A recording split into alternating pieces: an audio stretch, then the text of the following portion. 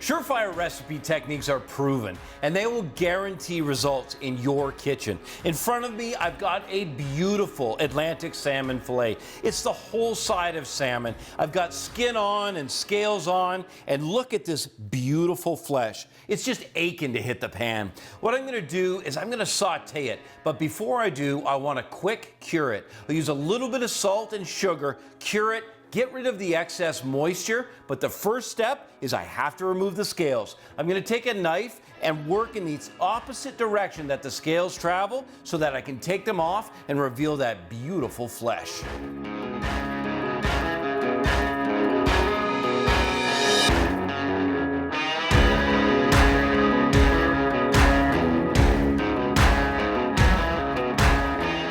With the fillets trimmed evenly, roughly the same thickness and size, so I get good, even cooking, I want to start with this cure. Now what I've got is I've got some sugar, and I'm just going to put that on. You can see I've got a light coating all sides, and I've got some salt.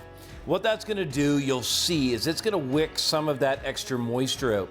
It changes the texture from fairly, let's just say it's very soft. You'll see it'll change it to a very firm texture. I'm gonna turn that over and do the backside as well. And when that hits the pan, it's just less moisture that has to escape. It allows it to caramelize more quickly.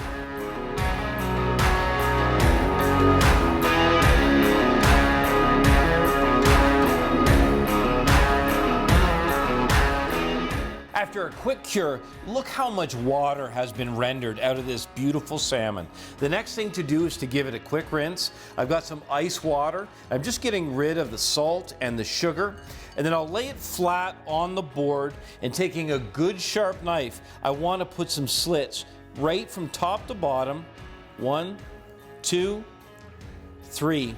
And what these slits will do when I'm sauteing is it'll prevent the skin from curling up. And believe me, when we get this skin crisped up, you're gonna wanna eat it. I'm gonna dry this out and get my pan ready. One of the most important things when you're sauteing salmon is to make sure that you have a really good hot pan. I'm going to turn this cast iron pan on medium high, and as it heats up, I'm going to get some butter, some olive oil. I'm going to season this, get it in the pan, and I'm going to do most of the cooking skin side down till it's about 3/4 of the way done.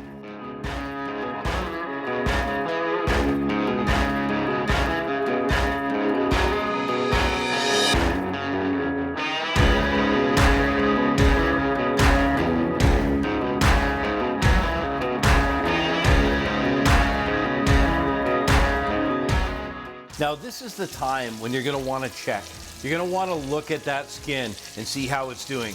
Don't touch it. The way that you can tell, and let's get a look in here, the flesh begins to turn slightly whiter, and you can see as it starts to cook. But you literally want this about 3/4 cooked before you even think about turning it over.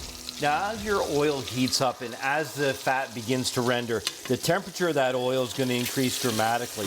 What you can do to cool it off is to take some of that oil and throw it up on top of the fillet.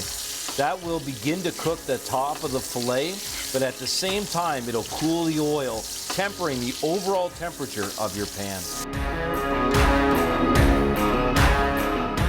Now that my salmon are cooking away, I have a few minutes to prepare the vegetable side. I've got some beautiful shimeji mushrooms. You could use chanterelles, you could use your favorite mushrooms, whatever's available. Some radishes, Brussels sprouts, and some shucked peas. Let me show you how easy it is. I'll start with the shimeji. Just make sure to clean them and brush them. Don't submerge them in water, and that goes for any mushroom at any time.